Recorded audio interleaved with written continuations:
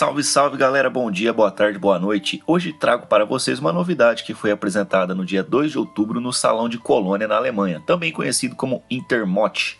A nova Kawasaki Z125, modelo 2019, ela entra no mercado para competir em grande estilo com motos do tipo da Titan 160 e a Phaser 150, e não se deixe confundir pelo fato dela ser uma 125 cilindrada, já que foi declarado pela marca que ela possui 14,7 cavalos, ou seja, pouco menos que uma Titan 160, que geram 14,9 cavalos de potência e mais potência em relação à Phaser 150, que possui pouco mais de 12 cavalos.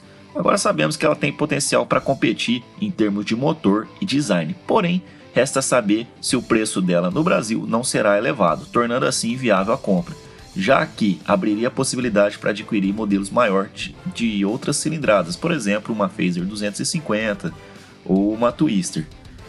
Outra questão é se realmente uma moto dessa virá para o Brasil e quando isso irá acontecer.